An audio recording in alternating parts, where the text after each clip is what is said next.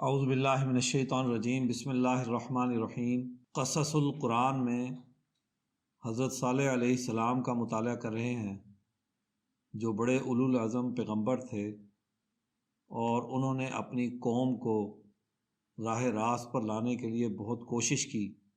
یہ قوم جو قوم سمود کہلاتی تھی، ان کا سردار طبقہ، ان کی اشرافیہ اور ان کے وہ بالادست مذہبی عناصر، ان سب نے آپ کا انکار کیا، اور یہاں تک کہ آپ سے معجزے کا مطالبہ بھی کیا، اور آپ علیہ السلام نے ان کو اونٹنی کی صورت میں معجزہ دیا، جو معجزہ اللہ کی طرف سے تھا، جس کو قرآن حکیم نے ناقۃ اللہ کہا ہے کہ وہ اللہ کی اونٹنی تھی، کیونکہ معجزہ اللہ کے حکم سے ہوتا ہے۔ نبی اللہ ہی کی طرف سے معجزہ لے کر آتے ہیں۔ صالح علیہ السلام نے ان کو سمجھایا تھا کہ اگر یہ معجزہ آ گیا اور پھر تم نے انکار کیا تو تم پر عذاب لازم ہو جائے گا۔ تو انہوں نے ایسا ہی کیا۔ تو آج ہم ان پر عذاب کیسے آیا اس کا مطالعہ کریں گے۔ قال تبارک و تعالی قال یا قومی ارأیتم ان کنت علی بینۃ من ربی وآتانی منہ رحمۃ فمن ینصرنی من اللہ ان عصیتہ فما تزیدوننی غیر تخسیر ویا قوم ھذہ ناقۃ اللہ لکم آیۃ فذروها تأکل فی ارض اللہ ولا تمسوها بسوء فیأخذکم عذاب قریب۔ ارشاد باری تعالیٰ ہے، صالح نے کہا، اے میری قوم، بھلا دیکھو تو اگر میں اپنے رب کی طرف سے کوئی کھلی دلیل رکھتا ہوں اور اس کی طرف سے میرے پاس رحمت بھی آ چکی ہو، پھر اگر میں اس کی نافرمانی کروں تو مجھے اس سے کون بچا سکتا ہے؟ پھر تم مجھے نقصان کے سوا اور کیا دے سکو گے؟ اور اے میری قوم، یہ اللہ کی اونٹنی تمہارے لیے نشانی ہے، سو اسے چھوڑ دو کہ اللہ کی زمین میں کھاتی پھرے، اور اسے برائی سے چھونا بھی نہیں، ورنہ پھر تمہیں عذاب بہت جلد آ پکڑے گا۔ اب حضرت نوح علیہ السلام نے ان کا مطالبہ پورا کیا، اب انہیں ڈرایا کہ اس اونٹنی کو کوئی نقصان نہیں پہنچانا، لیکن وہ باز نہیں آئے، جیسا کہ پچھلے لیکچرز میں واضح کیا گیا۔ اب انہوں نے کیا کیا؟ فعقروها فقال تمتعوا فی دارکم ثلاثۃ ایام ذالک وعد غیر مکذوب۔ پھر انہوں نے اس کے پاؤں کاٹ ڈالے۔ تب صالح نے کہا، 3 دن تک اپنے گھروں میں فائدہ اٹھا لو، یہ وعدہ ہے جو جھوٹا نہ ہوگا۔ اب جب انہوں نے یہ جرم کر لیا کہ اللہ کی اس اونٹنی کو کاٹ ڈالا، تو اب صالح علیہ السلام نے کہا، اب تم اپنی زندگی سے 3 دن فائدہ اٹھا لو، اور اس کے بعد یہ جو اللہ کا وعدہ ہے یہ جھوٹا نہیں ہوگا، تم پر عذاب لازمی آئے گا۔ تمہیں تعلیمات دی، تم نے نہیں سمجھا، تم نے کہا کہ اگر تم سچے ہو تو معجزہ لے کر آؤ، تو حضرت صالح علیہ السلام معجزہ لے کر آئے، قوم پھر بھی نہیں سمجھی اور اس معجزے کا انکار کر دیا۔ اب یہ اتمام حجت ہے، وہ تمام نشانیاں پوری ہو گئیں کہ یہ قوم کوئی بات سمجھنا نہیں چاہتی۔ تو اب ان کے اوپر عذاب آیا۔ 3 دن ان کی حالت یہ ہوئی کہ ایک دن میں ان کا چہرہ زرد ہو گیا، اور دوسرے دن سرخ ہو گیا، اور تیسرے دن ان کے چہرے بالکل تاریک اور سیاہ ہو گئے۔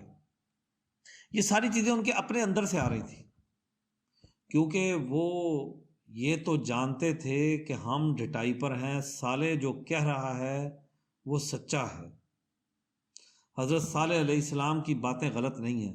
یہ ان کو اب اندر سے محسوس ہو رہا تھا، کیونکہ جو پیغمبر کی تعلیمات ہوتی ہیں وہ اتنی مدلل ہوتی ہیں کہ ان کا انکار صرف متکبر اور مغرور لوگ ہی کر سکتے ہیں۔ ان کی عقل پر عیاشیوں کا، تعیشات کا، خواہشات کا اتنا غلبہ ہوتا ہے کہ وہ سچی بات کو بھی قبول کرنے کے لیے تیار نہیں ہوتے۔ وہ اپنے قوانین نہیں بدلنا چاہتے جس کے ذریعے ان کو یہ سارا عیش و آرام اور مال و دولت حاصل ہوتا ہے۔ اگر وہ نبی کی تعلیمات کو مان لیں یا ان سچی تعلیمات جو آج قرآن حکیم کی صورت میں ہمارے درمیان موجود ہیں ان کو مان لیں تو پھر انہیں اپنے وہ تمام جھوٹے قوانین چھوڑنے پڑیں گے۔ تو اس لیے اب یہاں کہا گیا کہ فلما جاء امرنا نجینا صالحا والذین آمنوا معه برحمت منا ومن خزي یومئذ ان ربک هو القوی العزیز واخذ الذین ظلموا الصیحة فاصبحوا فی دیارہم جاثمین کأن لم یغنوا فیہا الا ان ثمود کفروا ربہم الا بعدا لثمود۔ اور پھر جب ہمارا حکم آ پہنچا تو ہم نے صالح کو اور جو اس کے ساتھ ایمان لائے تھے اپنی رحمت سے بچا لیا اور اس دن کی رسوائی سے نجات دی۔ بے شک تیرا رب وہی زور والا زبردست ہے۔ اور ان ظالموں کو ہولناک آواز نے پکڑ لیا، پھر صبح کو اپنے گھروں میں اوندے منہ پڑے ہوئے رہ گئے، گویا کہ کبھی وہاں رہے ہی نہ تھے۔ خبردار سمود نے اپنے رب کا انکار کیا تھا، خبردار سمود پر پھٹکار ہے۔ اب یہاں پر یہ واضح کیا گیا کہ جب قوم پر اللہ کا حکم آ پہنچا تو پھر اللہ نے اپنے پیغمبر صالح اور ان کی قوم کو، جو سچی بات سمجھ چکی ہوتی ہے، جو عقل و شعور رکھتی ہے، جو ہر بات کا تجزیہ کرنے کی صلاحیت رکھتی ہے، ایسی جماعت ہی کامیاب ہوتی ہے۔ وہ معاشرے کی تنگی اور تکلیفوں سے بھی بچتی ہے، قوم کو بھی درست راستہ دکھاتی ہے، اور قوم اگر ان کی قیادت کو قبول کر لے تو قوم نجات بھی پا جاتی ہے، اور اگر قوم انکار کر دے تو پھر عذاب سے دوچار ہوتی ہے۔ تو پھر صالح علیہ السلام کی قوم سمود پر ایک ہولناک آواز کا عذاب آیا۔ اب وہ اس آواز کو برداشت نہیں کر سکے اور وہ سب کے سب مر گئے۔ صبح کو ان کی حالت ایسی تھی، وہ پہاڑوں کو تراشنے والے، وہ طاقتور لوگ، وہ اپنے اوپر گھمنڈ کرنے والے، وہ اپنے وسائل پر گھمنڈ کرنے والے، وہ اپنے قوانین پر گھمنڈ کرنے والے، اپنے تکبر اور غرور کے باوجود وہ اوندے منہ پڑے ہوئے تھے، ایسے مرے ہوئے پڑے تھے جیسے کوئی درخت گرے ہوئے پڑے ہوتے، جیسے کوئی لکڑیاں گری پڑی ہوتی، ایسے اوندے پڑے ہوئے تھے۔ اب قرآن حکیم نے اس آواز کے بارے میں ایک جگہ ذکر کیا کہ وہ صاعقہ، کڑک والی آواز تھی، وہ رجفہ، زلزلہ ڈالنے والی آواز تھی، طاغیہ، دہشت ناک آواز تھی، صیحۃ، ہولناک آواز تھی، چیخ تھی ایک۔ تو یہ آواز بجلی کی کڑک کی صورت میں بھی ہوتی ہے، یہ آواز تیز آندھیوں سے بھی پیدا ہو جاتی ہے۔ تو ایسی ہولناک آوازیں ان کو پکڑ لیا۔ وہ جو اپنے محلات کے اندر پڑے ہوئے تھے، اپنے گھروں کے اندر پڑے ہوئے تھے، تو ان سے وہ آواز جب گزری تو وہ اس آواز کو برداشت نہیں کر سکے اور مر گئے۔ اور اس کی وجہ یہ بتائی کہ انہوں نے اللہ تعالیٰ کے احکامات سے انکار کیا تھا۔ وہ جو اللہ کی تعلیمات ہیں، جو قرآن حکیم نے بیان کی ہیں، جو ہم نماز پڑھتے وقت جن کی تلاوت کرتے ہیں، دراصل ہم اللہ کے قانون کو پڑھتے ہیں، اور وہ قانون ہمیں اس لیے پڑھایا جاتا ہے کہ ہم اس کے اوپر اپنے معاشرے کی تشکیل کریں، اور اگر ہم اس پر اپنے معاشرے کی تشکیل نہیں کریں گے تو پھر عذاب سے دوچار ہوں گے۔ ہاں یہ ضرور ہے کہ حضور اکرم صلی اللہ علیہ وسلم کی دعا کے نتیجے میں نہ آسمان سے عذاب آتا ہے، نہ زمین سے عذاب آتا ہے، ہمارے اندر سے عذاب پھوٹتے ہیں، بیماریوں کا عذاب، ایک دوسرے کی مخالفتوں کا عذاب، ایک دوسرے کے مقابلے کا عذاب، وسائل پر قبضہ کرنے کا عذاب۔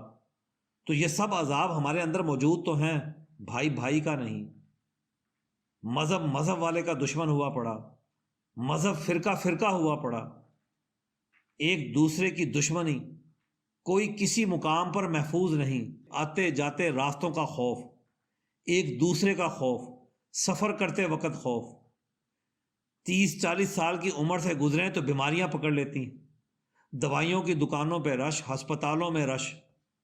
تو عذاب کی صورتیں تو ہیں کہ انسان کو اعتماد کا کوئی بندہ نہیں ملتا، ہر ایک شخص تو دوسرے سے پیسے اینٹھنے پر لگا ہوا ہے۔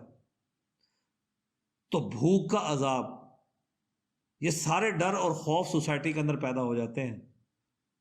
تو اگر ہم قرآن پاک کی سچی تعلیمات، جو اللہ کے آخری نبی حضور اکرم صلی اللہ علیہ وسلم کی تعلیمات ہیں، ان پر عمل کریں، عقل اور شعور حاصل کریں، اس پر اپنا معاشرہ استوار کریں، ایک اچھا نظام حکمرانی قائم کریں، ایک عمدہ نظم و نسق قائم کریں، تو ہم ان تمام عذابوں سے بچ سکتے ہیں۔ تو اللہ تعالیٰ سے دعا ہے کہ اللہ تعالیٰ قرآن حکیم کے ان قصوں کی روشنی میں ہمیں سبق اور نصیحت حاصل کرنے کی توفیق عطا فرمائے، اور اپنے معاشرے کو انعام یافتہ معاشرہ، جس کو اللہ نے کہا کہ یہ نشانیاں ہیں انعام یافتہ معاشروں کی، ویسا معاشرہ بنانے کی توفیق عطا کریں۔